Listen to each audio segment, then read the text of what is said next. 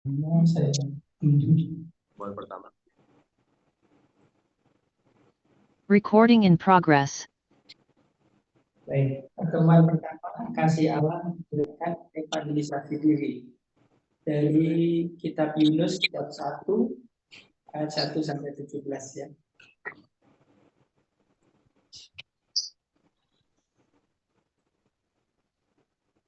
Dalam deskripsi situasi dan tema ini saya bacakan saja. Tema besarnya adalah Allah sumber kasih dan keselamatan.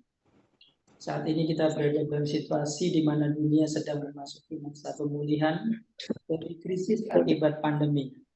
Aktivitas manusia di berbagai negara kembali normal dan berbagai aktivitas publik mulai dibuka kembali.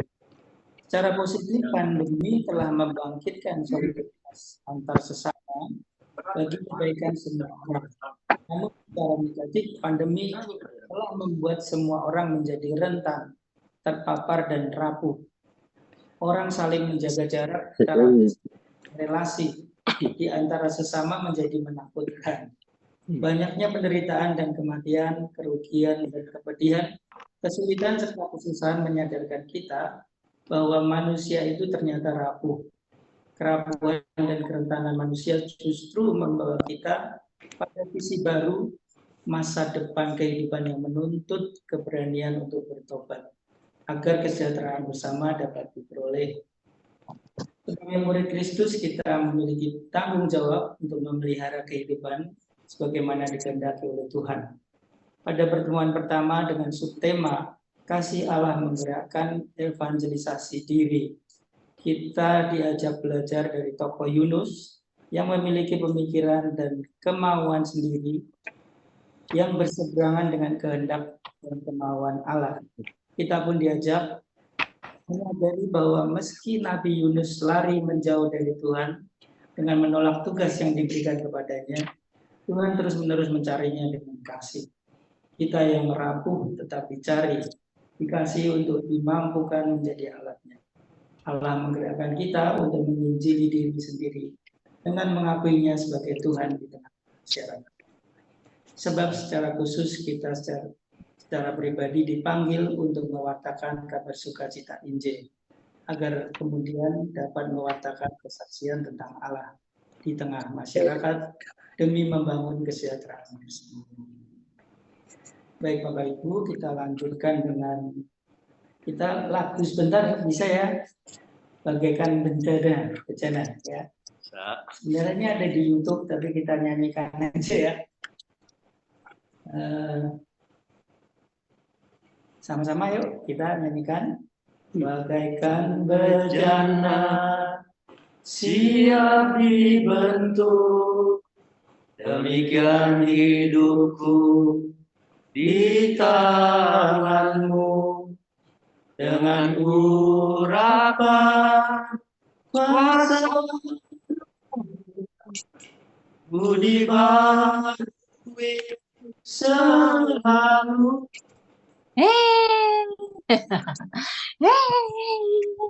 Gantengnya Yuni mana? Salam sama Yuni.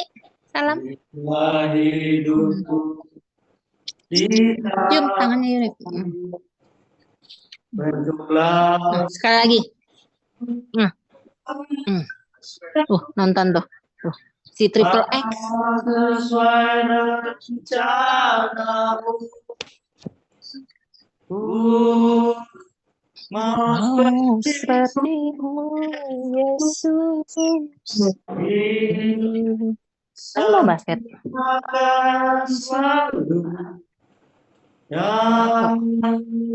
Aku mau jalan kaki. Kunci taruh di laci paling atas ya.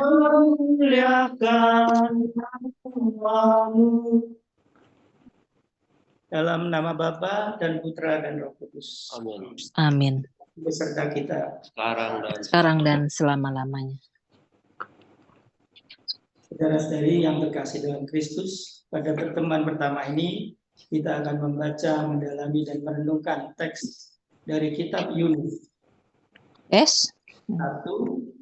ayat 1-17. Perikop ini menggambarkan pergulatan dan merontakan Yunus ketika Tuhan mengutusnya pergi ke Niniwe, ibu kota Asyur, untuk mempertobatkan penduduknya. Alih-alih pergi ke Niniwe, Yunus berusaha lari dari Tuhan ke arah sebaliknya, yaitu ke kota Tarsis. Akan tetapi Tuhan Sang Punya Langit tetap mencari Yunus untuk dijadikan alat kasih-Nya. Melalui pengalaman menjauh dari Allah, Yunus ditantang untuk taat pada rencana kasih Allah. Pada akhirnya, kasih Allah inilah yang mendorong Yunus untuk mengakui Tuhan di tengah-tengah bangsa asing sebagai bentuk dari penginjilan terhadap dirinya sendiri. Marilah kita berdoa bersama-sama. Allah sumber rahmat dan kekuatan kami. Kami sungguh menyadari bahwa terkadang rencanamu bukanlah rencana kami. Jalanmu berseberangan dengan jalan kami. Ajarilah kami untuk membuka telinga hati dan pikiran kami, serta menundukkan diri kami pada kehendak dan rencanamu dalam hidup kami. Demi Kristus Tuhan dan pengantara kami. Amin. Bapak Ibu sekalian, mari kita sekarang masuk ke dalam pendalaman kitab suci yang akan dibawakan oleh Pak Seto. Silakan Pak Seto.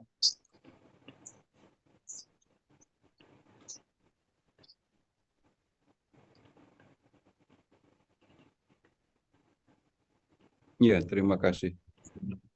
Selamat malam Bapak dan saudara-saudara semua. Kita akan belajar dulu kitab Yunus ya. Begini, karena waktunya lumayan leluasa, 2 kali pertemuan untuk membahas Yunus, sehingga kita bisa belajar ya lumayan banyak untuk mengerti kisah ini. Kitab Yunus itu walaupun masuk dalam kelompok kitab nabi-nabi, tapi cirinya berbeda dengan kitab nabi-nabi yang lain. Kalau membaca kitab nabi-nabi yang lain, sebut misalnya siapa? Yesaya, ya dari Yesaya sampai Maleakhi, boleh cek lah, selain Yunus ya. Itu isinya adalah nubuat yang disampaikan oleh para nabi. Ya. Tapi kalau kita membaca kitab Yunus, yang kita temukan bukan nubuat yang disampaikan oleh nabi yang bernama Yunus. Yang kita temukan di dalamnya adalah kisah seorang nabi yang bernama Yunus. Dan Bapak Ibu silahkan lihat di kitab Yunus, silahkan lihat nama lengkapnya.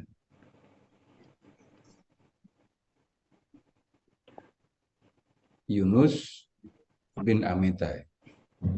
Nah kemudian begini, ketika kita membaca kitab Yunus, kita akan menemukan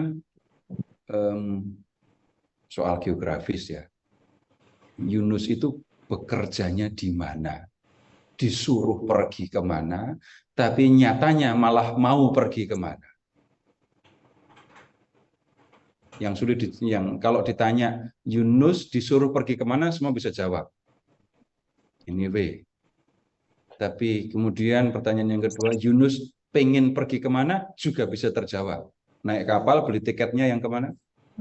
Tarsis. Tapi kalau ditanya Yunus itu bekerjanya di mana, Israel atau Yehuda, Bapak Ibu akan langsung bisa jawab atau akan menebak.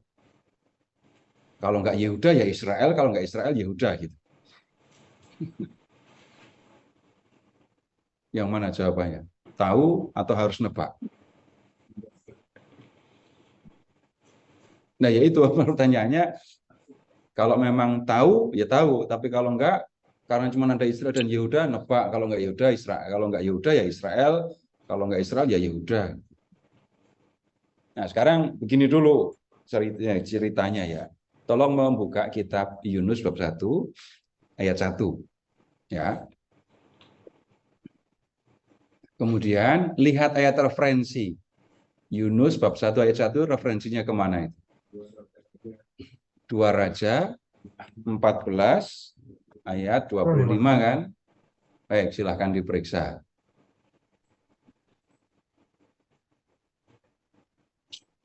Ini saya tunjukkan soal-soalnya dulu, baru nanti itu kita menikmati ceritanya.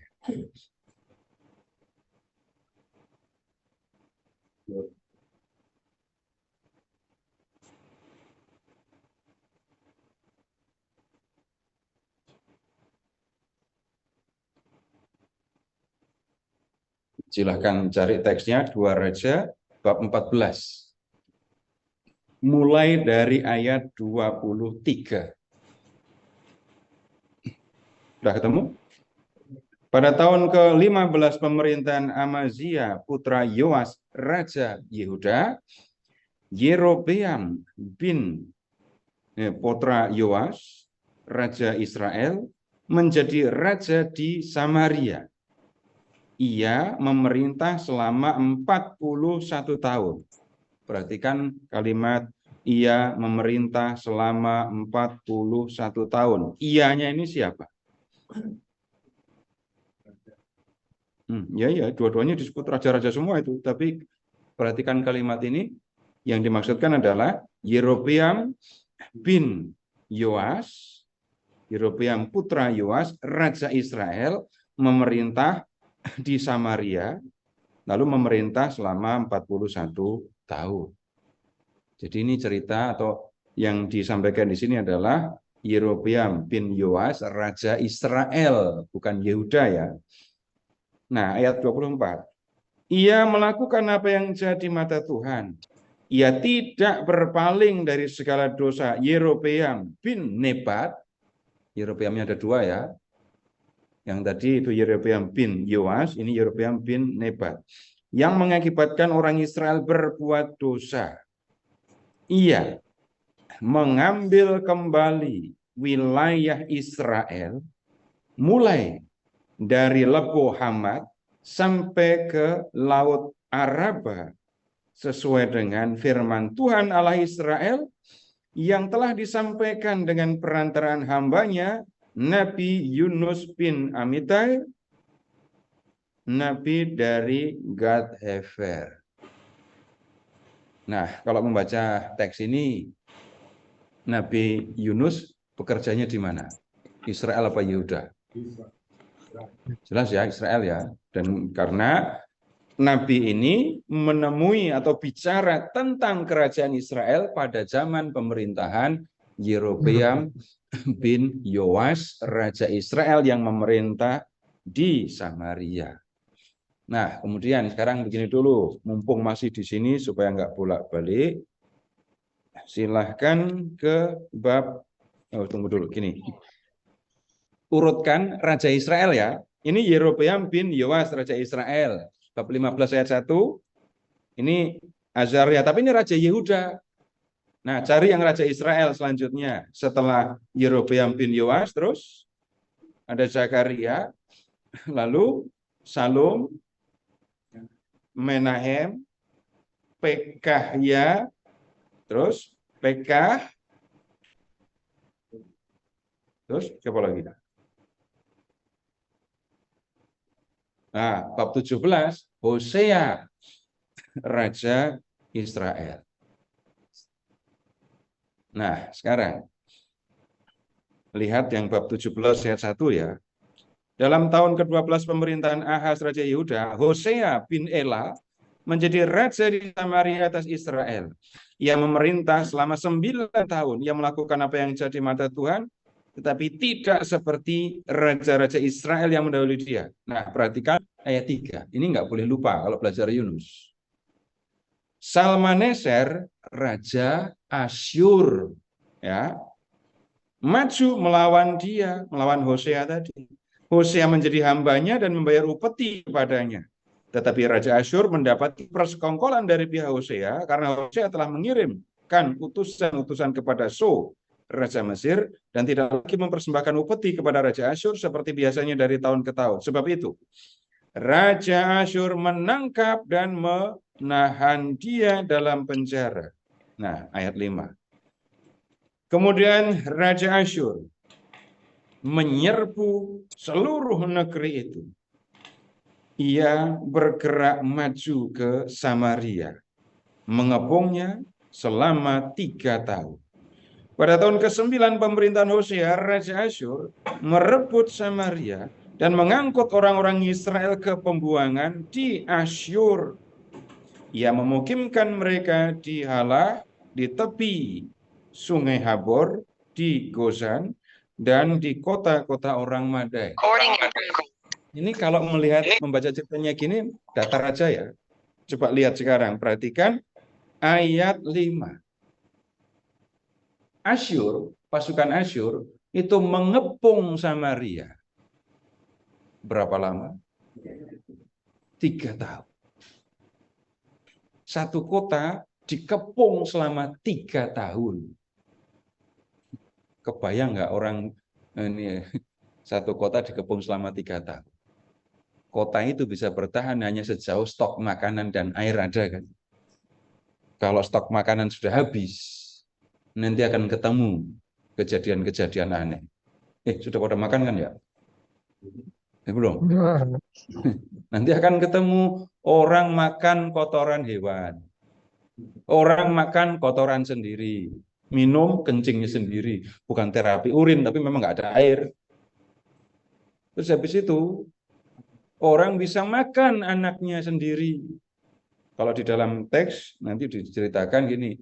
2 orang ibu sama-sama punya anak kecil, mau ganti-gantian. Hari ini kita masak anakmu ya. Jangan tanya bumbunya apa. Nanti besok ya, gantian kita masak anakku. Itu kalau orang sudah kelaparan kayak gitu. Jadi kelihatannya diceritakan datar begini saja, tapi di balik pengepungan itu ada cerita-cerita yang mengerikan. Dan kemudian sudah kurus semua pas dikepung 3 tahun kok. Makanan kurang. Itu yang masih punya daging, yang masih punya lemak hanya orang-orang bangsawan yang punya stok makanan banyak. Habis itu mereka diangkut ke pembuangan ke Asyur. Jauh. Asyur berarti ke Irak. Bayangkan dari Israel diangkut ke Irak. Setelah mereka dikepung selama 3 tahun setelah mereka dikalahkan. Kebayang nggak mereka jalannya kayak apa? Dan ini situasi yang mengerikan. Pelakunya siapa? Asyur.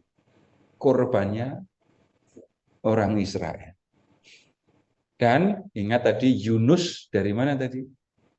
Dari Israel. Baik, sekarang lihat ke kitab Yunus. Tunggu dulu, jangan ke Yunus. Peta dulu, tolong cari peta. Peta saya nggak lengkap, Bapak Ibu tolong cari peta yang judulnya ini, Dunia Zaman Purba.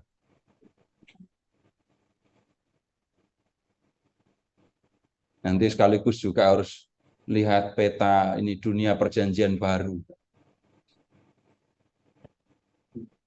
Di Alkitab yang baru petanya nggak lengkap.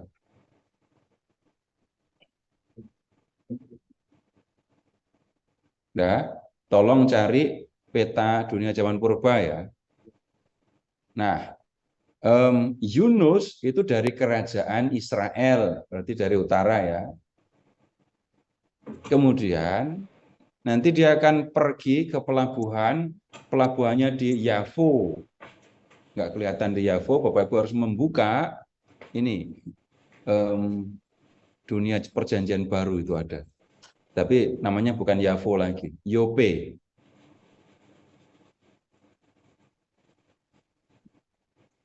Nah, kira-kira tahu posisi Yope ya? Menghadap ke laut mana? Laut Tengah kan? Ke Laut Tengah. Nah, kemudian Tuhan tadi menyuruh Yunus untuk pergi kemana? Niniwe itu ibu kota Asyur. Coba periksa di dunia perjanjian lama tadi.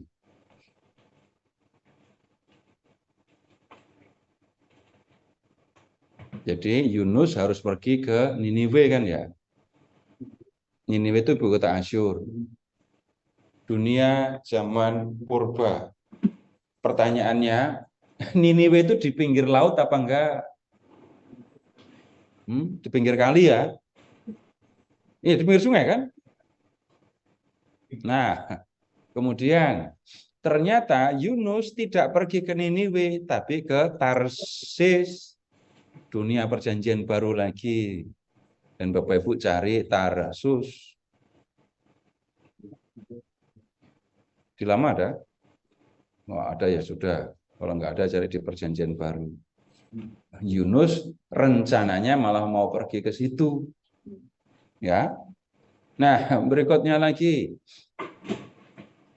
Jadi Yunus itu naik kapalnya di Laut Tengah ya. Kemudian Yunus kan dilemparkan ke laut, dibawa ikan, terus dimuntahkan ke darat. Begitu dimuntahkan di darat, dekat Niniwe apa enggak? Kalau membaca ceritanya. Ini kan Niniwe kan, sudah dekat Niniwe. Begitu dimuntahkan ke darat, sudah dekat Niniwe. Nah, pertanyaan jahatnya gini, ikannya itu memuntahkannya di mana?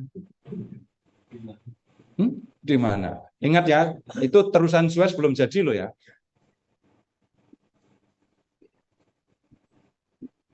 Gimana kejauhan kan? Jadi kalau mengikuti geografi modern, Bapak Ibu bisa mengalami kesulitan untuk memahaminya. Berarti ikan itu di Laut Tengah kan, terus pergi ke arah barat, terus habis itu belok ke kiri, ya, masuk ke samudra apa namanya, Atlantik ya. Nah, habis dari Spanyol itu belok ke kiri lah, terus ke arah selatan, Afrika, ya, sampai ke Semenanjung Harapan, putar balik, melewati Madagaskar apa enggak? Terus sampai ke tanduk Afrika, Ethiopia, belok kiri, cari dulu Teluk Parsi. Nah, sudah tahu udah nyampe Teluk Persia kan? Begitu sampai Teluk Persia terus masuk ke sungai. Sungai apa? Tigris apa Efrat? Niniwe itu di pinggir Efrat apa Tigris? Nah, masuk ke sungai Tigris. Ikan apa yang bisa beralih dari laut ke sungai? Nggak bisa. Terus kalau mengikuti peta modern, masa mengikuti sampai semenanjung Afrika, muteri danau, muteri benua Afrika, masa cuma 3 hari? Nggak mungkin. Nah, kalau ada pertanyaan model seperti itu, nggak usah dibingungkan. Untung nggak ketemu pertanyaan ya, yang nanya cuma saya aja kan. Ini gambaran dulu, gambaran orang di zaman dulu bukan begitu. Gambaran orang di zaman dulu, dunia itu hanya satu pulau. Hanya seperti satu pulau di tengah laut. Yunus naik kapal di bumi sebelah sini, dicampakkan ke laut, ditangkap oleh ikan, dibawa ke sisi bumi yang lain, dah dekat sama Niniwe. Begitu maksudnya. Hanya begitu cara membacanya. Geografi modern dimasukkan ke sini, berantakan. Pasti kacau seperti yang saya bilang ini tadi. Apa nggak capek ikannya keliling benua Afrika gitu. Nah, itu persoalan yang sebenarnya tidak perlu dipersoalkan. Nah, sekarang begini, ketika kita membaca kitab Yunus, baca saja, nikmati saja ceritanya. Gunakan imajinasi, bayangkan. Agak repot juga misalnya gini ya, kita memakai ilmu atau pemahaman modern. Manusia ada di dalam perut ikan 3 hari. Itu kalau memakai pemahaman modern nyanggup bisa apa enggak? Semua saja gini loh. Ikan itu setelah menelan Yunus masih makan ikan-ikan lain apa enggak? Itu apa enggak kasihan itu Yunus di dalam perut itu ya? Apa enggak kemudian tenggelam juga dengan air dan ikan yang ada di dalam ini perut ikan? Berantakan lagi kalau membacanya begitu kan? Terus bernafasnya bagaimana? Itu nunggu ikannya buka mulut baru Yunus bernafas gitu. Sekali lagi kalau ketemu pertanyaan-pertanyaan yang seperti itu bukan cara membaca cerita. Kalau orang membaca cerita lalu pikiran ngelawan, nggak mungkin. Masa 3 hari di perut bisa hidup? Nggak mungkin. Terus nggak makan. Terus ikannya kok tahu jalan ke Niniwe? Nah, pemahaman atau pertanyaan-pertanyaan seperti itu bisa muncul. Tetapi ketika kita membaca cerita, apalagi cerita dari masa lalu, yang seperti itu nggak begitu dipentingkan. Yang penting apa? Pahami ceritanya, nikmati ceritanya, dan kita akan menangkap sesuatu yang sebenarnya mau disampaikan di dalam cerita ini. Nah, begitu. Ini pengantar kalau mau belajar kitab Yunus. Dan kalau membaca cerita Yunus, sebenarnya bacanya harus dari awal sampai akhir. Jadi, nggak sampai diperlukan 2 pertemuan, kita punya waktu lah untuk mendiskusikannya. Nah, sekarang silahkan mulai ini kitab Yunus bab 1 ya.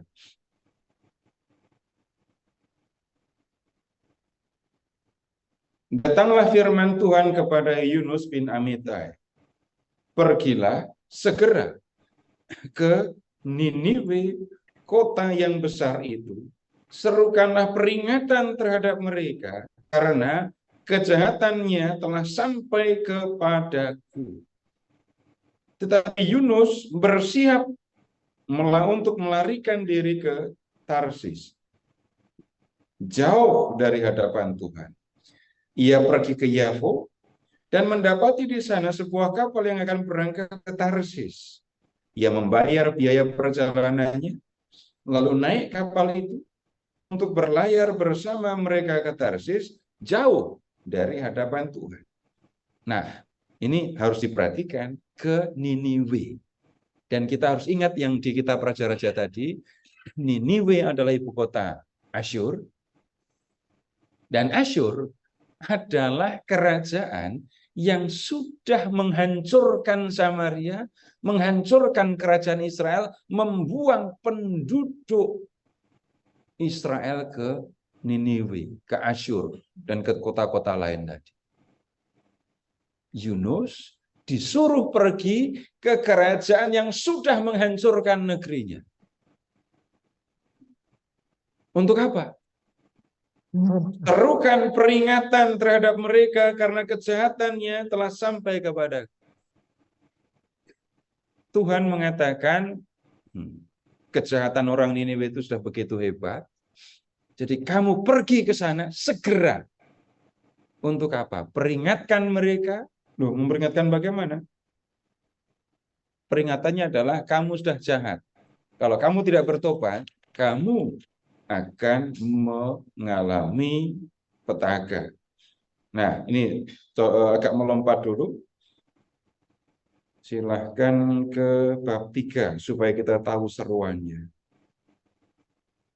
Bab 3 ayat 4. Yunus mulai masuk ke dalam kota dan berjalan sepanjang hari. Ia berseru, 40 hari lagi Niniwe akan dicungkir balikkan. Ini kalau dibuat lengkap, jadi Yunus harus pergi ke Niniwe, lalu menyerukan kepada orang-orang Niniwe supaya mereka bertobat. Kalau mereka tidak bertobat, tidak meninggalkan kejahatan yang mereka buat, maka waktunya 40 hari. Niniwe akan dihancurkan. Nah, tapi kemudian ini nabinya aneh ini ya. Nabi Yunus bilang apa? Ayat 3 enggak bilang. Bersiap, Yunus bersiap untuk melarikan diri ke Tarsis, jauh dari hadapan Tuhan. Dan itu dilakukan. Dia pergi ke pelabuhan di Yafo, lalu naik kapal yang mau ke Tarsis. Ia membayar biaya perjalanan, lalu naik kapal untuk berlayar bersama mereka. Perhatikan lagi, jauh dari hadapan Tuhan. Diulang ya, jauh dari hadapan Tuhan. Jadi Yunus tidak bicara, tidak menyampaikan penolakan kepada Tuhan melalui kata-kata, tetapi dengan tindakan, dengan perbuatan. Apa itu? Sengaja beli tiket kapal yang akan ke Tarsis.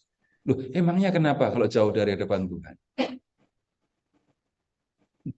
Yunus tidak mau melakukan perintah Tuhan. Nah, supaya nggak disuruh-suruh,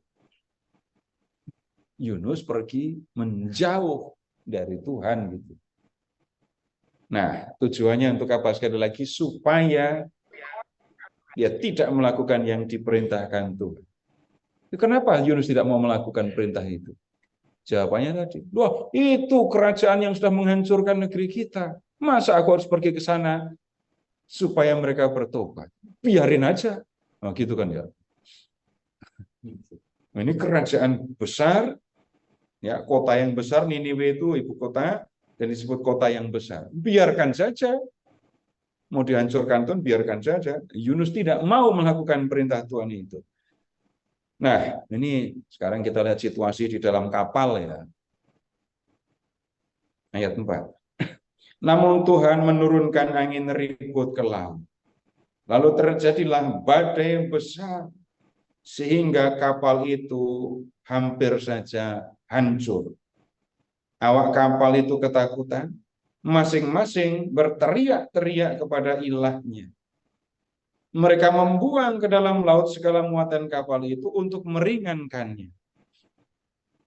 Sementara itu, Yunus telah turun ke bagian kapal yang paling bawah, berbaring di situ dan tertidur nyenyak.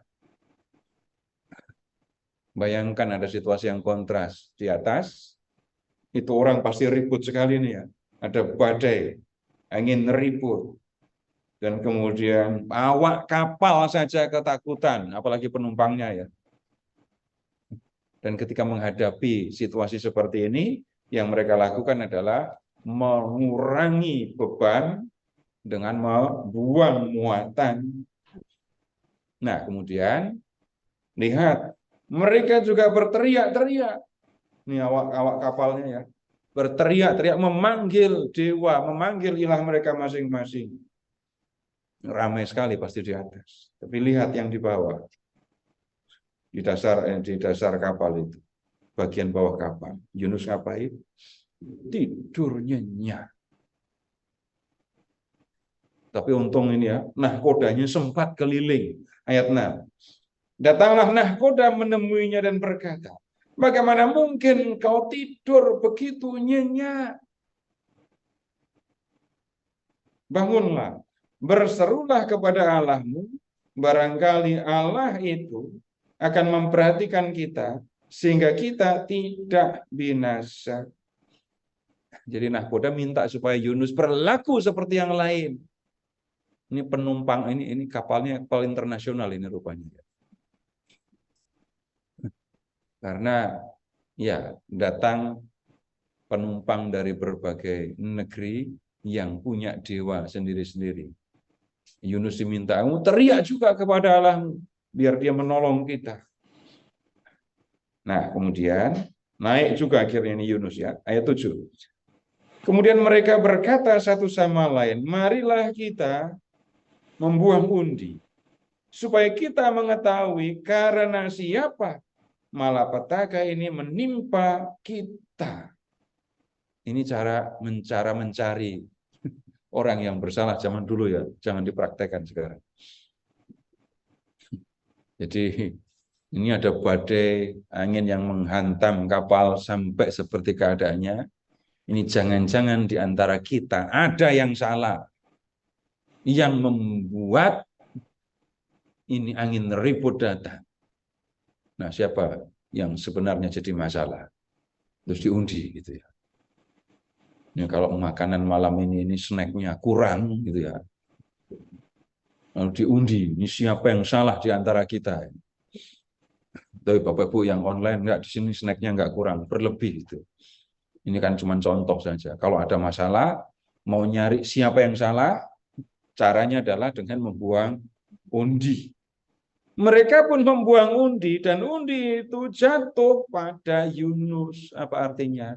Yang salah adalah Yunus. Dialah yang membuat kapal kita ditimpa ini badai, ditimpa angin ribut ini.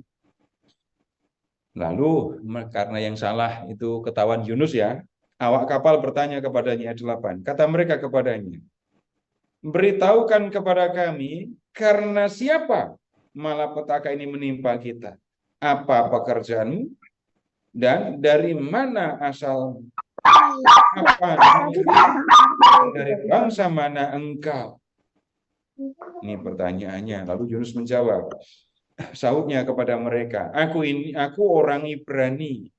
Aku takut akan Tuhan, Allah semesta langit, yang menjadikan lautan dan daratan. Orang-orang itu sangat ketakutan dan berkata kepadanya, apa yang telah kau lakukan? Orang-orang itu mengetahui bahwa ia melarikan diri jauh dari hadapan Tuhan, sebab hal itu telah diberitahukannya kepada mereka. Jadi Yunus akhirnya cerita, ya malapetaka ini datang sebenarnya karena aku. Terus, mau kenapa? Aku orang Ibrani, aku takut akan Tuhan. Bapak Ibu perhatikan, Tuhan huruf besar, kemudian tentang Tuhan, tentang Yahweh ini dikatakan, Allah semesta langit yang menjadikan lautan dan daratan. Ya.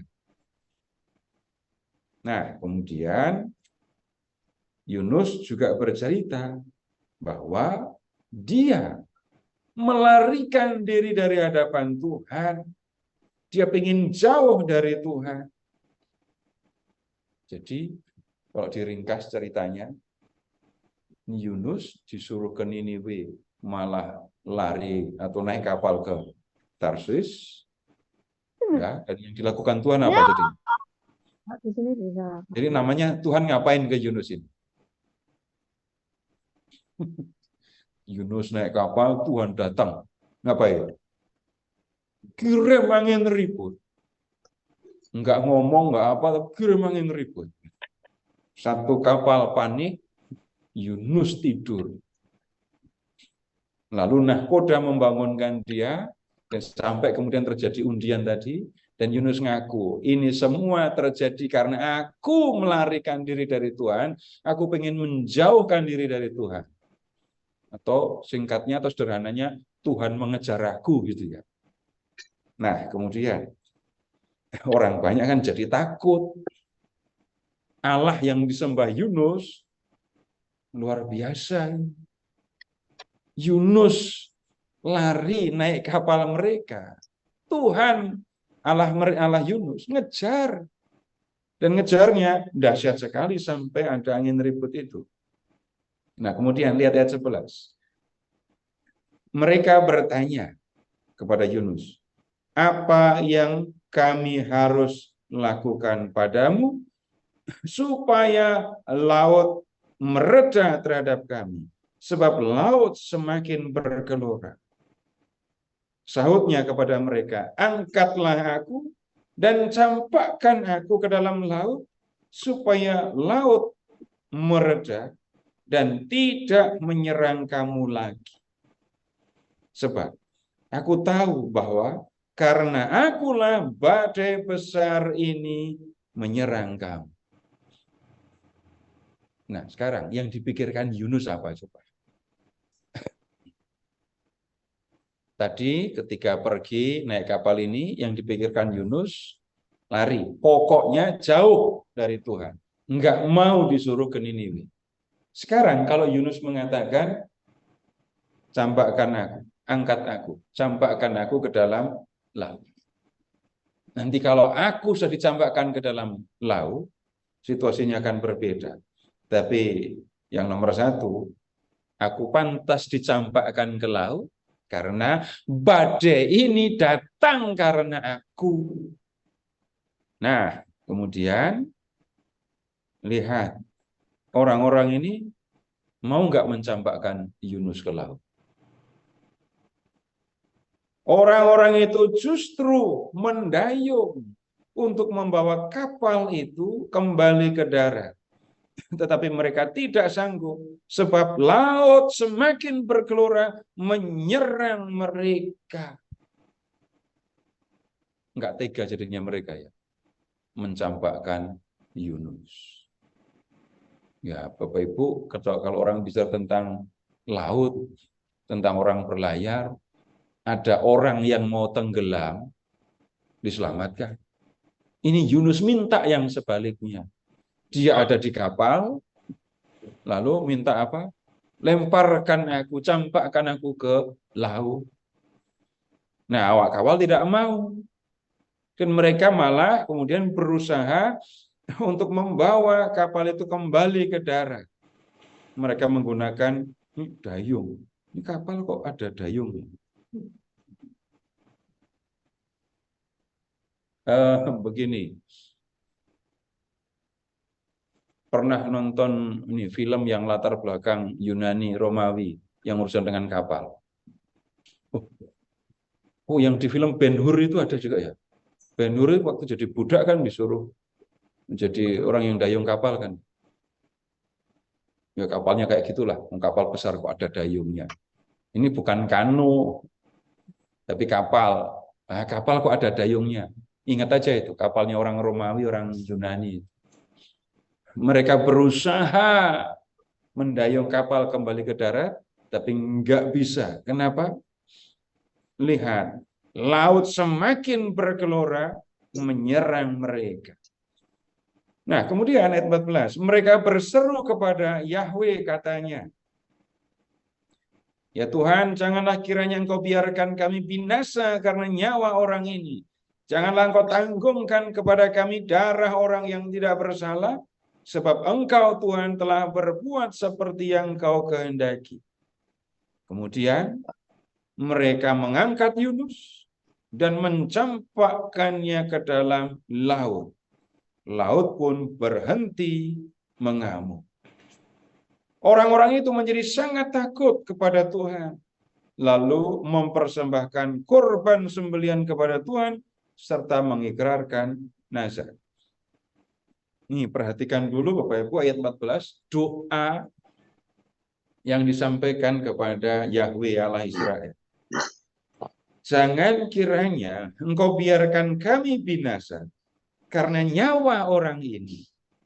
Janganlah Engkau tanggungkan kepada kami darah orang yang tidak bersalah. Yang salah siapa? Yunus.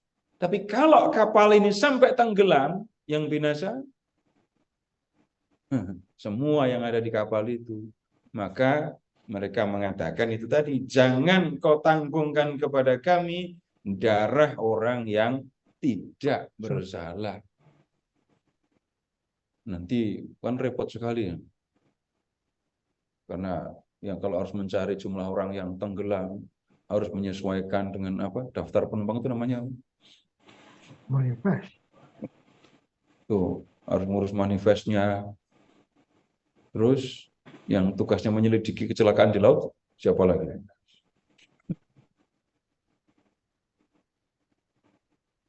Akan ada banyak, ini satu kapal, manusia, satu kapal, seluruh penumpang mati semua ini nanti. Padahal yang salah cuma satu. Jadi sederhananya, minta maaf Tuhan ya, kami tidak mau celaka karena kesalahan satu orang ini. Habis itu apa yang mereka lakukan? Mengangkat Yunus, mencampakkannya ke dalam laut. Enggak usah nanya, Yunus pakai pelampung apa enggak ini? Kalau dilemparkan, dikasih pelampung apa enggak? Bisa berenang apa enggak? Enggak ada perhatian yang seperti itu. Tapi yang ada adalah badai ini terjadi karena aku, lemparkan aku. Hanya itu yang diminta Yunus. Apa yang akan terjadi dengan dia selanjutnya? Enggak dipikirkan. Tapi setelah Yunus dilemparkan ke laut, laut berhenti mengamuk. Dan efeknya adalah ayat 16. Orang-orang yang ada di kapal, baik awak maupun penumpangnya ya, sangat takut kepada Tuhan. Takut kenapa? Kenapa kok takut? Wow, berarti Allah Yunus ini luar biasa ini. Sudah Yunus di dalam kapal, di bawah, di bagian kapal paling bawah aja, Allah itu tahu. Sudah sembunyi di bawah kan ya. Itu aja tahu. Terus habis itu kirim angin ribut dengan tujuan apa? Menuntut supaya Yunus keluar gitu ya. Setelah Yunus diserahkan kepada Tuhan dengan dilempar ke laut, tuh laut dibuat reda oleh Tuhan. Dahsyat sekali Allah yang disembah oleh Yunus itu. Nah, kemudian sebagai ungkapan hormat kepada Allah yang disembah oleh Yunus, mereka mempersembahkan korban. Dan kemudian lihat ayat 17. Atas penentuan Tuhan, datanglah seekor ikan besar untuk menelan Yunus. Ini sulit kalau ditanya ini ikan apa. Nah, kalau ikan paus itu tadi kasihan Yunus kan. Berarti Yunus masuk ke dalam mulut paus tadi dengan air-airnya juga dong. Setelah sampai perut nanti air dari perut kan dikeluarkan. Gimana bisa tahan 3 hari? Repot. Kalau hiu nggak mungkin.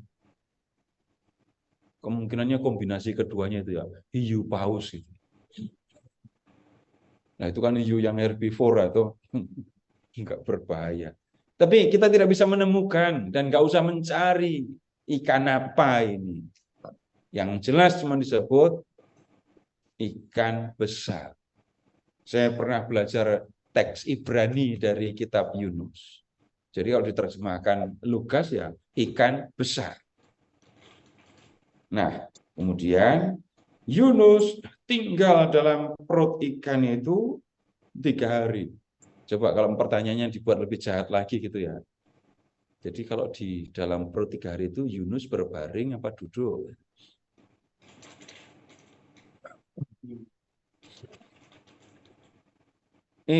Pertanyaan jelek ini muncul karena kita sudah ngerti sistem pencernaan kan ya. Orang dulu apakah ngomongin sistem pencernaan yang ada di dalam ikan? Yang mereka pikirkan di dalam perut ikan besar itu ada ruangan besar, terus Yunus ada di situ. Sudah begitu aja.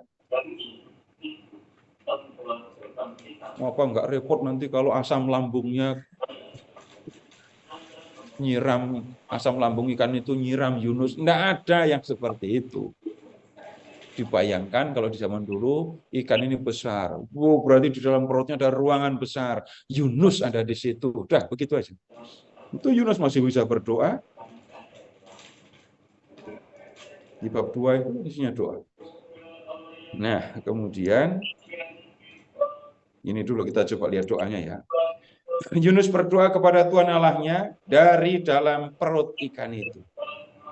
Katanya, dalam kesusahanku aku berseru kepada Tuhan, dan Dia menjawab aku. Dari dalam dunia orang mati aku berteriak, dan Kau mendengarkan suaraku. Telah kau lemparkan aku ke tempat yang dalam, ke pusat lautan. Arus air mengepung aku, segala gelora gelombangmu mengempaskan aku. Lalu aku berkata, aku telah tersingkir dari hadapan matamu. Mungkinkah aku memandang lagi bait-Mu yang kudus? Tunggu dulu kalimat ini. Ayat 4 ya. Aku telah tersingkir dari hadapan matamu. Mungkinkah aku memandang lagi bait-Mu yang kudus? Ini Yunus ada di perut ikan kan ya? Yunus sudah mengakui tersingkir dari hadapan Tuhan. Lalu muncul pertanyaan, masih bisa ngelihat bait Allah apa enggak? Pertanyaannya jadinya begini, Yunus itu ngerti enggak sih? Yunus mau dibawa kemana oleh ikan ini? Dia enggak ngerti lah. Pokoknya dia dilemparkan ke dalam laut, lalu ada ikan menelan dia. Dia enggak ngerti apa yang akan terjadi selanjutnya. Tentu tidak akan mengerti. Karena ketika dia naik kapal, dia beli tiket mau ke Tarsis gitu ya. Waktu masuk ke perut ikan, pakai tiket apa?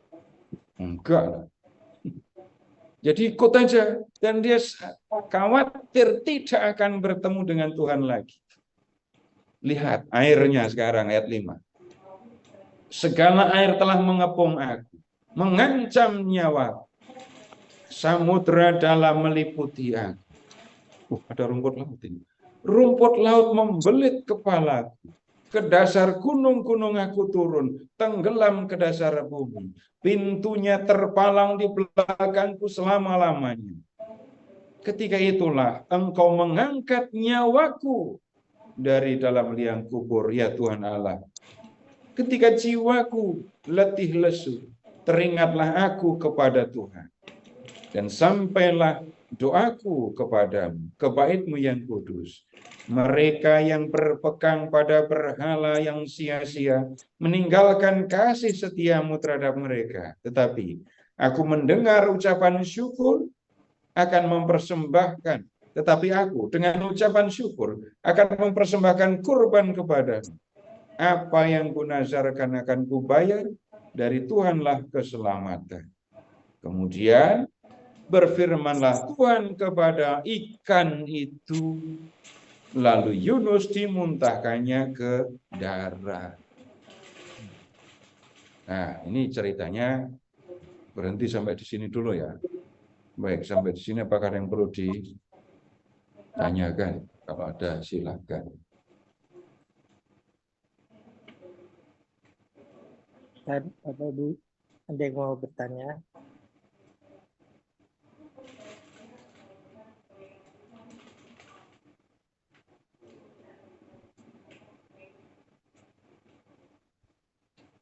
Nanti di pertemuan berikut baru saya akan bicara tentang ini sebenarnya kitab ini ditulis untuk apa. Tapi itu bagian yang berikut, karena nanti di ayat bab 3 dan 4 ada soal yang lain. Tapi di bagian pertama cerita ini, perhatikan bagaimana Yunus berusaha lari dari Tuhan karena tidak mau melakukan yang diperintahkan Tuhan. Tapi lihat yang dilakukan Tuhan. Ngapain? Dengan caranya sendiri yang sama sekali tidak terduga, Tuhan bisa membawa Yunus untuk melakukan tugas yang dikehendaki. Nggak ada yang perlu ditanyakan? Ya, Pak.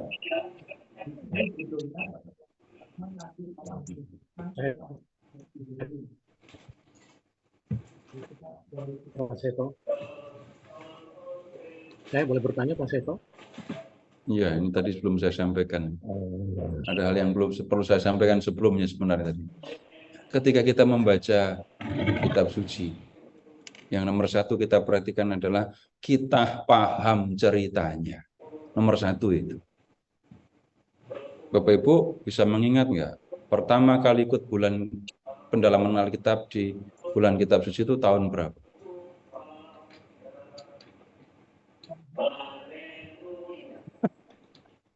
Tahun lalu gitu ya? Enggak lah. Bisa mengingat paling awal ikut tahun berapa? Saya dulu waktu kecil sesekali ikut di pendalaman Alkitab di lingkungan tahun 80-an saya sudah ikut. Tapi masih kecil, ingat gambar-gambarnya. Mulai tahun 75. Diulang lagi tahun 75 percobaan. Enggak, belum berhasil. Diulang tahun 76. Tujuan bulan kitab suci dilakukan untuk apa? Umat membaca kitab suci. Tujuannya itu. Jadi ketika kita membaca teks kitab suci, nomor satu ini membaca. Kemudian di beberapa kesempatan kemudian baru dimunculkan tentang tema. Tema, ya. Pernah misalnya waktu belajar kitab Amos, belajarnya kitab, tapi bicara tentang keadilan. Lalu belajar evangelisasi baru. Itu Bapak Ibu tahun 92, 93 sudah ikut pendalaman Alkitab betul belum? Tema evangelisasi baru. Nah, kemudian begini. Ini yang nulis bukan saya ya, jadi saya tidak perlu mempertanggungjawabkan yang tidak saya tuliskan. Tapi saya justru bertanya, Bapak Ibu yang sudah membaca, langsung bisa menemukan nggak kaitan antara Yunus bab 1 ayat 1 sampai 17 dengan apa tadi Pak? Evangelisasi diri. Langsung bisa nemu apa?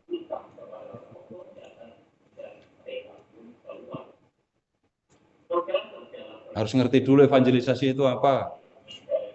Ya, taruh di bawah biar nyamuknya hilang. Memberitakan kabar baik. Itu evangelisasi. Diri, berarti kepada diri. Ini tadi berita baik untuk diri sendiri apa bukan? Pusing kan mikirnya kalau gitu. Maka saya lebih jelas dari awal saya mengajak Bapak Ibu untuk baca, nikmati ceritanya gitu kan. Bahkan sedikit pun saya tidak bergeser untuk menyebut tema di bulan kitab suci tadi. Kan sekali lagi tidak gampang. Kalau nggak ketemu tema itu gimana? Nggak masalah. Tapi kalau Bapak Ibu tidak ngerti cerita Yunus, itu masalah. Mas Seto boleh tanya? Ya. Jadi kalau jawaban kasarnya begini Pak, yang nulis bukan saya, jadi saya nggak bertanggung jawab atas tulisan ini. Ya. Kemudian ini yang kedua, ini yang lebih penting ya, saya harus ngerti ceritanya. Terus setelah ngerti ceritanya, pertanyaan berikutnya, saya belajar apa dari cerita ini? Saya belajar apa dari cerita Yunus? Nah, kemudian coba untuk melihat kaitan dengan ini tema evangelisasi, coba kita periksa bacaan pertanyaan-pertanyaannya. Membantu apa enggak coba?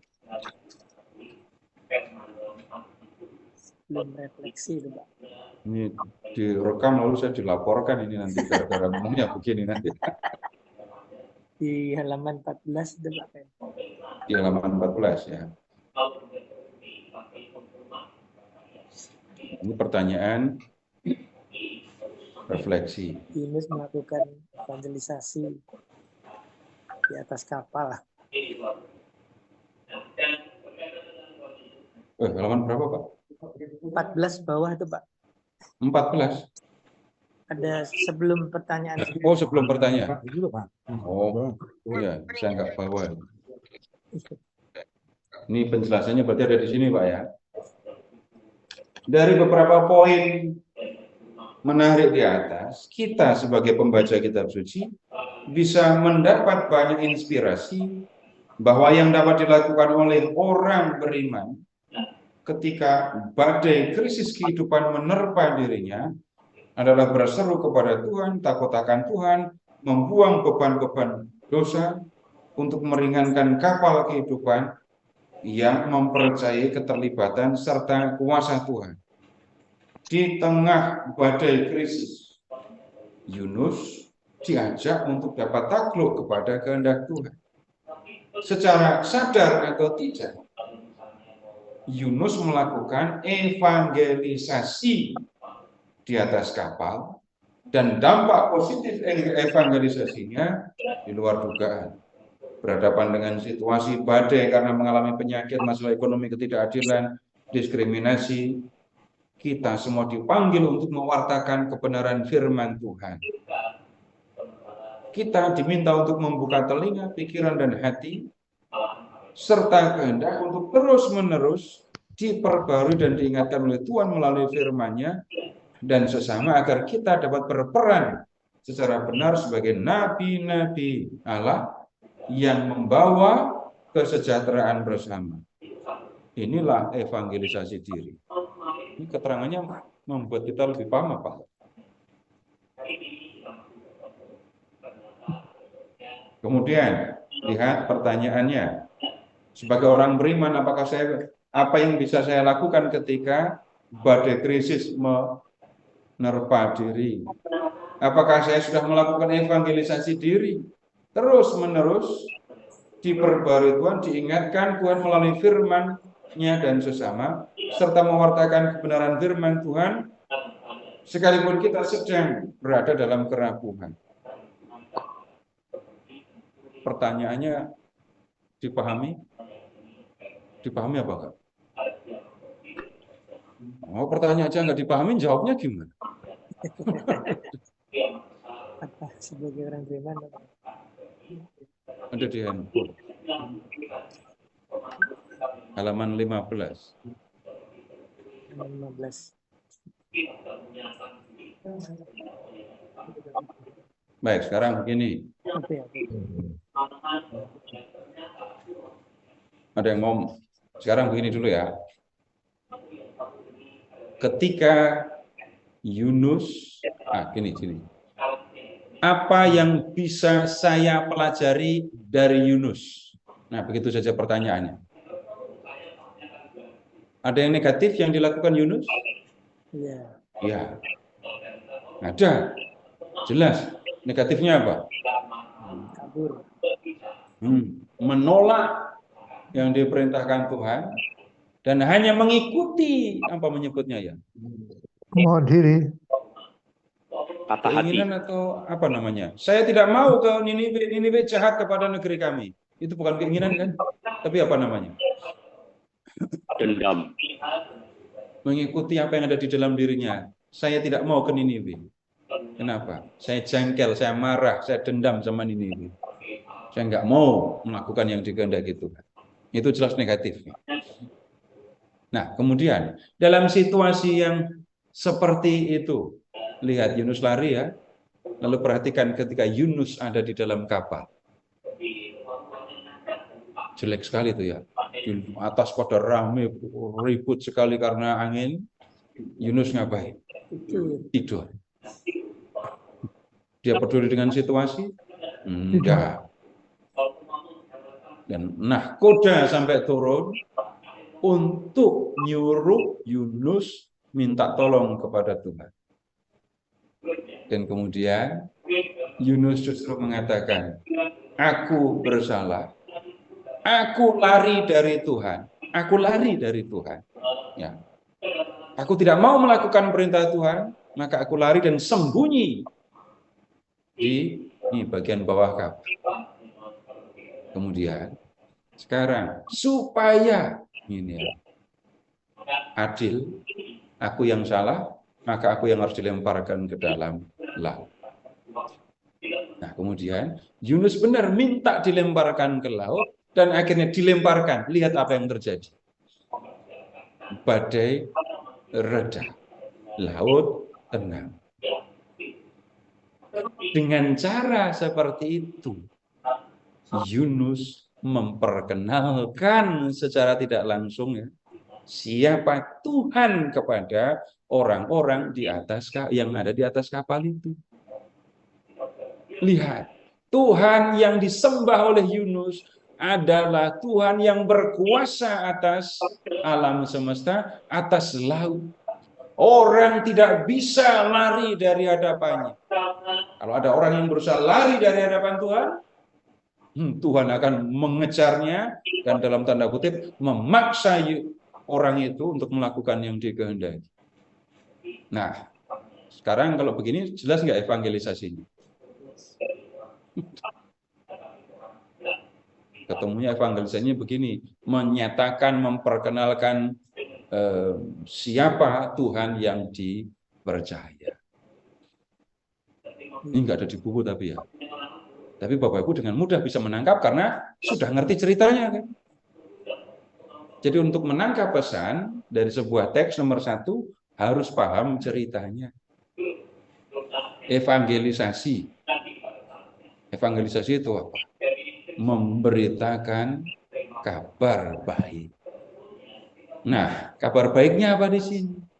Tuhan yang disembah oleh Yunus itu benar-benar maha kuasa. Bapak Ibu pernah ngomong sama ikan? Mungkin pernah ya, tapi ikannya nurut apa enggak itu masalahnya. Terus ngomongnya sama ikan yang di laut ya. Bukan ikan yang ada di kolam atau di akuarium. Ikan nurut sama Tuhan. Terus, jangankan ikan, laut saja nurut. Tapi orang-orang di kapal tadi tahu nggak Yunus ditelan ikan? Enggak. Tapi kalau badai itu datang karena Yunus, dan begitu Yunus dilemparkan ke dalam laut, badai reda, semua orang di kapal ini tahu. Nah, sekarang begini, kalau kita mau belajar dari teks ini tadi ya, memberitakan kabar baik, ketika kita berada dalam situasi yang tidak nyaman. Memang Yunus itu niatnya mau memberitakan Tuhan di atas kapal. Niatnya kabur kok. Tapi lihat dalam situasi Yunus yang mau menolak, mau lari dari Tuhan, orang yang mau menolak, untuk melakukan firman Tuhan, malah memberitakan Tuhan. Kok bisa? Jangan-jangan Bapak Ibu juga pernah melakukannya. Jangan-jangan pernah. Jangan-jangan ya. Misalnya gini, pernah males sembahyang nggak? Ya namanya pernah itu pasti dulu. Kalau besok itu bukan pernah, namanya akan.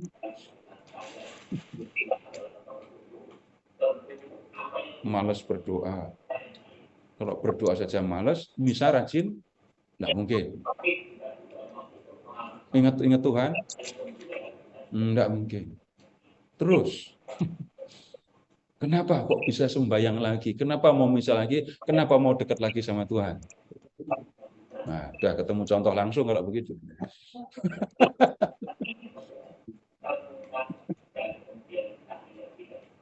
Nah, ada ya yang kembali kepada Tuhan karena mengalami ini kesulitan A, kesulitan B, dan seterusnya. Bisa terjadi kalau membaca dengan cara Yunus itu tadi ya. Kejadian itu seperti memaksa saya untuk kembali kepada Tuhan. Dan kemudian begini, kalau yang pernah mengalami itu ya, ada sebab lain. Orang kembali kepada Tuhan nggak mesti harus menderita dulu baru kembali. Tapi banyak yang setelah menderita baru kembali sih. Nah, kemudian kalau orang pernah melewati proses jalan hidup yang seperti itu, dia bisa cerita. Kalau mau kembali kepada Tuhan, jangan nunggu. Mau nunggu dipaksa Tuhan, atau sebelum dipaksa balik dulu. No, karena saya pernah menolak Tuhan, saya dipaksa untuk kembali kepada Tuhan. Sekarang saya malah justru bisa mengingatkan orang untuk tidak mengalami seperti saya. Mendingan kamu balik daripada paksa oleh Tuhan. Ya enak rasanya dipaksa itu. Ya, ini sudah melakukan evangelisasi, sudah. Tuhan yang kita percaya bisa melakukan apapun yang dikehendaki. Ya baik yang dikehendaki, tapi yang seringkali atau yang bisa terjadi, ini kalau Tuhan sudah maksa, gitu ya, kalimatnya jadi jelek. Kalau Tuhan sudah maksa, kamu tidak akan tahu apa yang akan dilakukan Tuhan. Jangan pernah kamu bisa mengira, paling nanti kalau aku berdosa, paling Tuhan nyuruh bertobatnya cuma begini-begini. Belum tentu, nggak bisa kita menduga apa yang akan dilakukan oleh Tuhan. Nah itu kalau kita bicara tentang evangelisasi, saya membacanya seperti itu. Jadi kalau mau cerita, tapi kalau di lingkungan ya jangan diceritakan pengalaman kayak gitu dah. Kasihan yang dengar. Nggak sama. Tapi pengalaman yang tampaknya negatif gitu ya, itu ternyata bisa digunakan oleh Tuhan. Sehingga kita malah mengalami yang positif, orang lain juga bisa ikut mengalami. Nih kalau belajar evangelisasi dari Yunus. Saya pikirkan, saya sampaikan yang lebih sederhana daripada yang ditulis ya. Tapi sekali lagi urutannya, kalau membaca Alkitab, satu membaca, menikmati ceritanya, dan habis itu memahaminya. Jadi membaca, menikmati, memahami itu jadi satu. Habis itu saya belajar apa dari cerita itu. Dan kalau belajar cerita, mau menangkap pesan dari sebuah cerita, amati tokoh-tokohnya. Ini tadi kita baru melihat tokoh Yunus kan. Ada tokoh lain? Ada, banyak sekali. Awak kapal sama penumpangnya kan banyak. ada juga ikannya gitu ya. Tapi tokoh yang perlu didiskusikan, bisa dipelajari dalam teks ini, ada Yunus. Kemudian perhatikan tadi, Yunus sudah mengatakan, lemparkan aku. Awak kapal sama nahkoda mau ngelempari? Enggak. Kenapa? Pemahaman yang biasa saja. Mereka yang ada di dalam kapal tidak akan melemparkan orang di dalam kapal ke dalam laut. Yang ada kalau ada orang mau tenggelam, diambil. Itu saja sudah menunjukkan mereka orang baik. Itu bisa dipelajari. Lalu satu lagi, Tuhan. Yang kita lihat di dalam teks ini tadi, lihat tentang Tuhan ya. Coba perhatikan ketika Yunus bicara di ayat 9.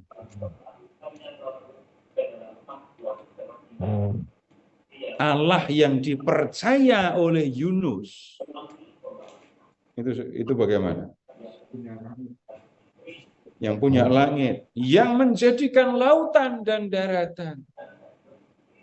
Allah yang disembah oleh Yunus, Allah Israel itu Maha Kuasa. Dia yang membuat alam ini, dia yang berkuasa atas daratan dan lautan. Nah, kemudian lihat ke ayat 2. Yang dikehendaki Tuhan apa tadi? Tuhan menyuruh Yunus pergi ke Niniwe. Tujuannya untuk apa? Supaya Niniwe yang jahat itu bertobat, jadi baik. Padahal, ingat lagi, Niniwe itu adalah ibu kota Asyur, dan Asyur adalah kerajaan yang sudah menghancurkan kerajaan, menghancurkan umatnya. Jadi, Yahweh, Allah Israel, dulu melihat Asyur menghancurkan Israel. Lalu Tuhan melihat Asyur jahat. Yang dilakukan Tuhan, kirim nabi ke Niniwe. Supaya apa? Niniwe bertobat dan tidak dijungkir balikkan. Kalau begitu Allah itu bagaimana? Nggak cukup hanya mengatakan Tuhan itu maha kasih. Nah, nggak cukup.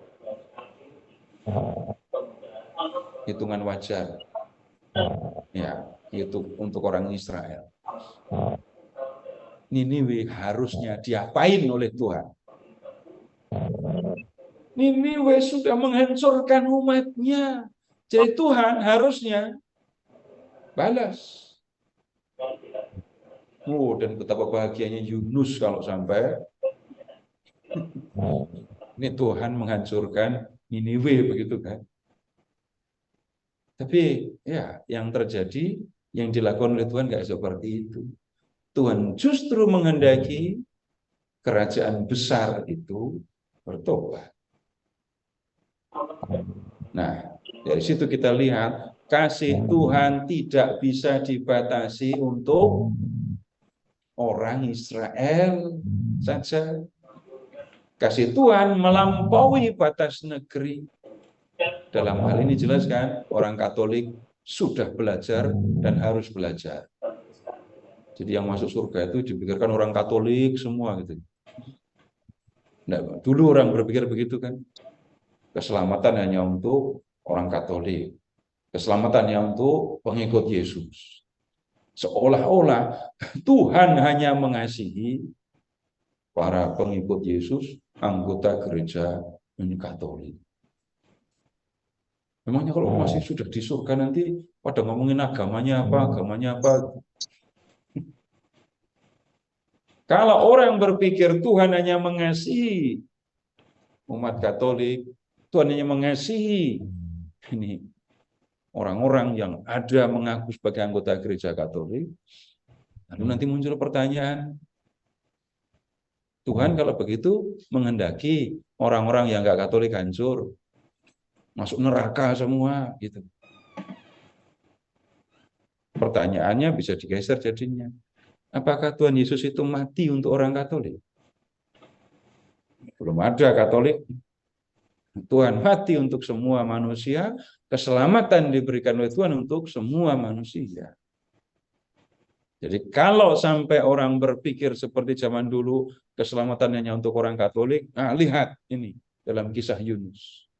Keselamatan ditujukan untuk semua manusia. Bahkan bangsa yang pernah berlaku jahat kepada umat Allah saja diberi kesempatan untuk bertobat. Ini kurang evangelisasi apa enggak ini? Nah, itu pesan yang kita bisa dapat. Ada yang mau ditanyakan? Di sini buat doa satu-satu loh ya. Loh ya, masih. Bukan doa spontan, doa yang disiapkan. Bukan spontan. Kalau nggak ada pertanyaan, buat doa.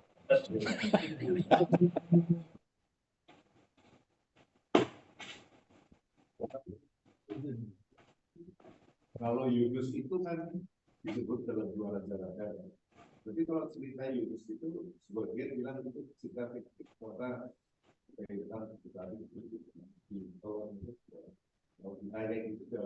nah, itu tadi saya omong banyak di awal tadi. Saya bicara panjang lebar di awal tadi. Kalau orang bertanya tentang ini, tidak bisa kita membaca, tidak bisa kita membaca cerita. Saya buat lebih lugas ya.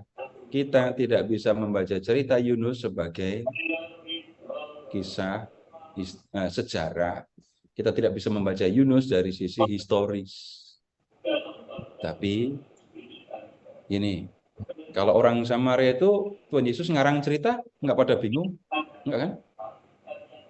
Orang Samaria yang murah hati itu ada beneran apa enggak? Loh, kok jadi nggak yakin gimana ini? Orang Samaria yang murah hati itu ada sungguhan apa enggak? Hah? Ada.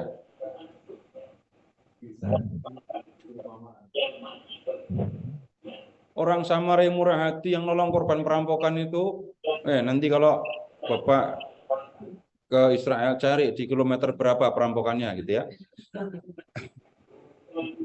Penginapannya di mana, kejadiannya tahun berapa. Kita tidak membaca cerita ini sebagai sejarah. Kalau membacanya sebagai sejarah, berantakan kan tadi. Geografinya salah. Orang diperhatikan 3 hari, namanya bisa hidup. Ada satu lagi, urutkan tadi. Yunus tadi hidupnya di tahun berapa? Di zaman raja siapa? Yerobeam bin Yoas. Setelah Yerobeam bin Yoas, ada raja siapa lagi? Sampai Hosea. Itu raja terakhir yang mengalami bagaimana Asyur datang menghancurkan. Yunus kerjanya berapa? 100 tahun sebelum kerajaan hancur, nggak ketemu lagi. Maka saya sampaikan, ini kalau masalah-masalah yang bisa muncul, lalu mengingatnya bagaimana? Kita tidak bisa membaca teks ini secara historis atau ilmiah, tapi yang harus dilakukan, 1, membaca, menikmati, memahami ceritanya. 2, baru memahami pesannya. Jadi buku ini bukan buku sejarah, tapi buku teologi. Lebih lengkapnya minggu depan. Dan untuk minggu depan, Bapak Ibu baca dulu ya kitab Ezra. Bacanya kitab Ezra. Dan Nehemia, cari yang berkaitan dengan perkawinan campur. Ya, baru kita akan melihat lebih jelas. Ya, begitu Pak. Kalau kita ada yang mau ngajak debat historis, nggak akan ketemu, salah sendiri juga. Itu sama dengan ngajak berdebat perampokan yang terjadi dan dialami oleh orang Samar, yang kemudian ditolong oleh orang Samar itu terjadinya kapan? Sama pertanyaannya. Kemudian, Bapak, Ibu, jangan sampai dibodohin orang. Seolah-olah kalau mendengar kata fiktif itu negatif. Nah, begitu kan yang banyak terjadi. Kalau sudah mendengar kata fiktif itu berarti derajatnya rendah. Itu yang ngomong orang lain tapi memasukkannya ke kepala kita. Jangan pernah berpikir yang disebut fiktif itu negatif. Orang di zaman dulu menjelaskan banyak hal dengan cerita.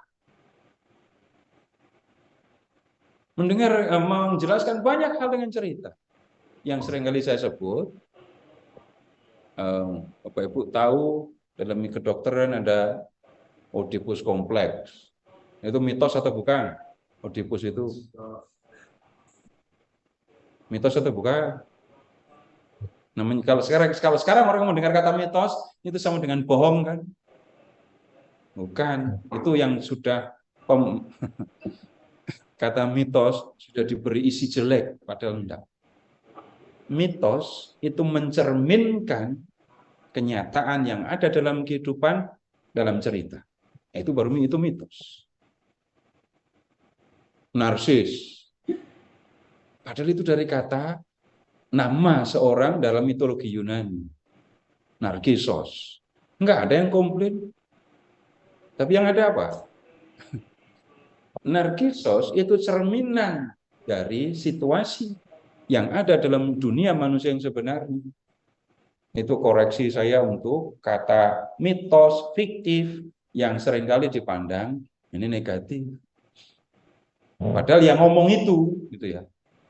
Itu kalau kita belajar filsafat, itu adalah ini orang-orang disebut sofis, filsuf yang ada sebelum Sokrates, yang ngomong sembarang tujuannya dibayar. Namanya kalau benar-benar orang itu filsuf, dia akan menggunakan pikirannya untuk mencari kebenaran. Bukan saya dibayar berapa dan saya harus ngomong bagaimana supaya orang lain nggak bisa ngomong. Itu bukan filsuf. Jadi itu yang kita, ini kalau dalam kehidupan sekarang itu harus diwaspadai. Jangan pernah menyangka yang ilmiah itu yang paling penting, yang ilmiah itu yang terlalu banyak gunanya untuk hidup. Enggak, ada banyak hal lain yang diperlukan. Nah, begitu, Pak. Masih ada? Izin. Ada nggak Pak? Selamat malam. Dari apa ini? Dari Zoom. Izin dari Zoom ini. Nasar di bab berapa? Ayat berapa?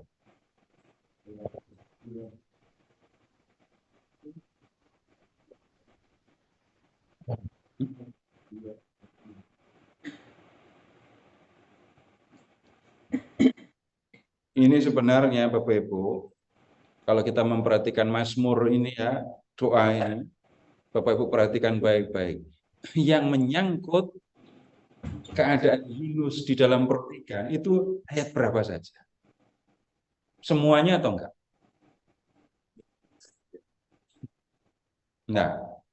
Enggak akan ketemu kalau semuanya. Nah, kemudian lihat ayat 8. Ada urusan enggak di dalam kisah ini berhala? Ayat 8.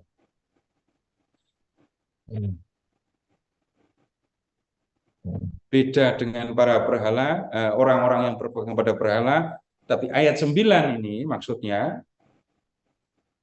Yunus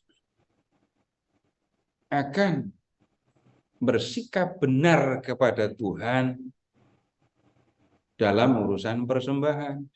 Aku akan mempersembahkan korban syukur. Kalau aku menerima sesuatu dari Tuhan, aku akan bersyukur dengan cara mempersembahkan korban syukur. Kalau aku janji kepada Tuhan, kalau aku mengucapkan nazar kepada Tuhan, aku akan memenuhinya. Nah, begitu maksudnya. Jadi kalau aku menerima sesuatu dari Tuhan, aku akan mengucapkan syukur dengan membakar korban. Kalau aku menyampaikan janji kepada Tuhan, aku akan memenuhinya. Itu orang yang bernazar. Ya. Oh, Pak, nggak lihat yang di chat kah? Ya, itu tadi Pak Karol. Ada mau bertanya Pak Karol? Iya, sebenarnya sedikit terlewat tadi. Ketika ada pernyataan bahwa surga itu bukan hanya untuk orang Katolik atau ya untuk kita-kita ini. Nah, maka kebetulan saya beberapa kali saya berdiskusi dengan orang yang mempraktekkan perjamuan Tuhan itu dengan menggunakan air biasa, bukan dengan anggur. Tapi rotinya roti yang masih menggunakan roti tawar, tapi roti yang mengandung susu tidak masalah bagi mereka. Masalah bagi mereka adalah penggunaan anggur atau alkohol. Jadi mereka menggantinya dengan air. Nah, karena dengan prinsip tadi maka saya senang berbagi, tetapi dalam hal misalnya Laudato Si, saya bagikan kepada mereka, saya bertanya dengan cara bertanya, mengapa mereka tidak mengikuti nabi mereka David Omeki yang menyatakan later day saint must be kind to animals. Nah, dan seterusnya pernyataan sang nabi itu. Nah, jadi saya menggunakan pernyataan mereka sendiri untuk berbagi tentang prinsip Laudato Si. Karena saya yakin prinsip Laudato Si, misalnya nomor 241 ya. Misalnya nomor artikel 241 tentang Bunda Maria yang pernah merasakan sakit bersalin, sekarang sedang katakanlah sedang bersedih untuk makhluk-makhluk yang masih dimarginalisasi, untuk makhluk-makhluk yang masih kena getah dari perbuatan kesewenang-wenangan manusia. Nah, jadi prinsip itu yang saya hendak bawakan, saya hendak bagikan supaya mereka juga berpikir, mereka itu must be kind, harus berbuat baik kepada siapa. Nah, dalam hal ini pernyataan dari nabi mereka sendiri adalah David Omeki menyatakan juga later day saint must be kind to animals. Ya, jadi begitu pengalaman saya.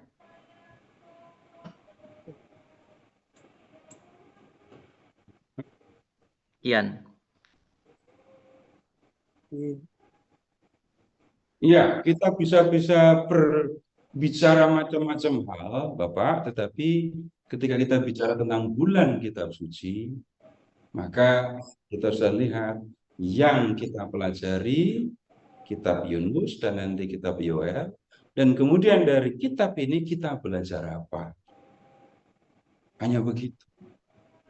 Kita bisa belajar macam-macam, nanti kalau sampai kepada ya teks-teks yang lain, mau dari teks manapun kita bisa. Tetapi dalam hal ini ketika kita bicara bulan kitab suci, maka yang kita lakukan begini. Baca kitabnya, pahami, nikmati. Dan kita tidak bisa mengatakan bicara tentang segala sesuatu dalam rangka bulan kitab suci. Jadi itu yang kita perlu lakukan, itu yang kita perlu pelajari. Ya, gitu Pak.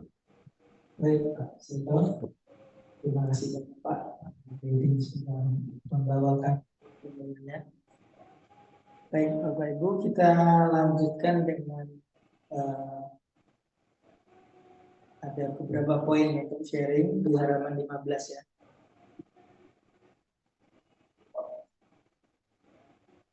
Waktunya kita baca aja. Yang pertama, bertolak dari pengalaman Yunus dan awal kapal, apakah kita juga ingin ingat akan Allah dan berseru kepadanya ketika dihadapkan pada badai kehidupan? Kedua, dapatkah kita menemukan sumber-sumber dosa yang menjadi penyebab badai dalam diri keluarga, masyarakat, atau bangsa? Lalu beranikah kita membuangnya? Yang ketiga, apakah kita lebih suka mencari kenyamanan dengan memilih diam dan bersembunyi daripada terlibat dan berjuang untuk mengatasi badai di tengah keluarga, lingkungan, dan masyarakat? Dan keempat, yang terakhir, apakah kita mampu mengevangelisasi diri sendiri sehingga pada gilirannya kita siap untuk terlibat dalam rencana penyelamatan Allah di kehidupan sehari-hari? Baik Bapak Ibu, kita lanjutkan dengan doa. Ini apa ada yang mau menyampaikan doa mungkin Pak Agus bisa ada satu doa Pak untuk kita.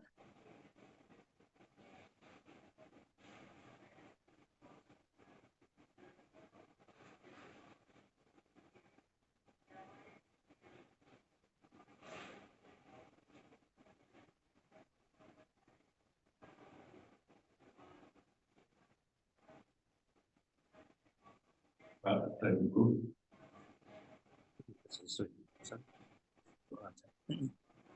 Pak dan Ibu yang ada di tempat masing-masing dan kita semua yang bersama di kelas, mari kita menutup pertemuan kita pertemuan dalam rangka PKSN pertemuan pertama sebelum kita mengakhiri. Mari kita berdoa dan kita awali Kristus dalam nama Bapa dan Putra dan Roh Kudus. Amin. Bapa, kami bersyukur kami telah Kau pertemukan dalam kelas ini dan pada saudara-saudara kami semua yang masing-masing kesehatan dan kemauan untuk belajar untuk menyongsong bulan kitab suci bersama tahun 2023. Kami berdoa agar selalu Roh Kudus membimbing kami untuk kami selalu rajin mengikuti pengajaran-pengajaran yang ada dalam kitab suci. Kitab suci sungguh akan membimbing kami untuk penguatan Yesus. Hari ini kami belajar untuk pertama kali dalam pertemuan pertama PKSN pembelajaran diri yang didapat dari kitab Yunus dan kami akan melanjutkannya dengan 3 pertemuan minggu berikutnya. Dan kami selalu berdoa agar Kau selalu semuanya dari awal hingga akhir sehingga kami semua mencintai kitab suci dan akan selalu tahu dan ingin tahu. Doa yang kami panjatkan di dalam Yesus Tuhan kami, Dialah yang akan selalu membimbing, mengarahkan dan memberkati kita semua. Terima Bapa dan Putra dan Roh Kudus. Terima kasih Pak. Ya, terima kasih Pak Agus. Bapak Ibu sekalian, sampai jumpa minggu depan. Kita akan masuk pada pertemuan kedua PKS. Terima kasih, selamat malam. Terima kasih Pak.